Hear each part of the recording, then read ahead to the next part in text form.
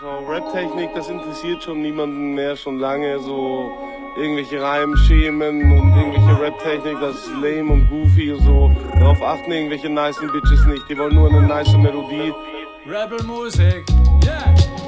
Es ist das, jeder gescheitelt irgendwas, aber lang schon nix mehr nice. Eure Geschichten sind meist zusammengeflickt und gespleist und komplett aus dem Kontext. Verdammt jetzt, ich hab auch gesagt mit Don Wex.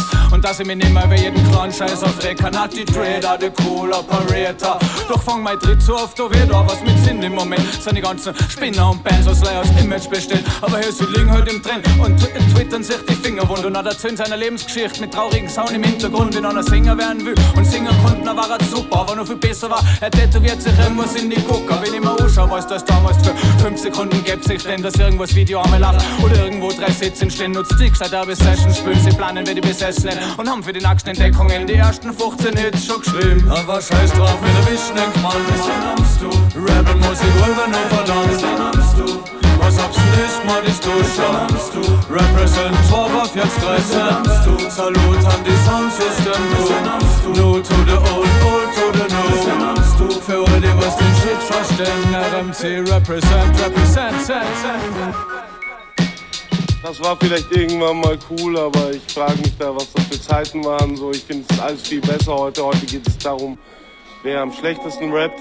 Es reden, genau den gleichen Blödsinn, was die anderen 13.420 Gramm mal krippeln.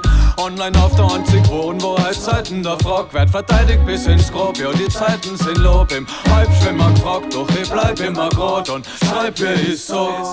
Hey, schau, wie sich so herreden, wenn's 3 Blog-Videos einstellen, gibt's gleich Sponsorgeld und Reisen, weil's so interessante Leute sind. Nicht, mir ist das schon ein Wunder geschenkt, weil so nichts besonders sind. Zur Lösung vom Problem wird nur noch Dat und Mama geschrien, so Scheidler schreibt dann nur wie schon 100 gesehen, etwas gerissen haben. No, none of them. Hey, ich bin nur immer gewesen, als wär der Dussel, my friend, mit Musik und Slang und hinterlos die Dudel zum Gang beim Busel, der Kern, das ist we, Rebel to the Music, to the Crew, hey, wir sind schon wer gewesen und wir sind sauer, wenn nur wir sind amst du. Born ready, wie der Jack Bird, und der London, was sie represent, sind amst du.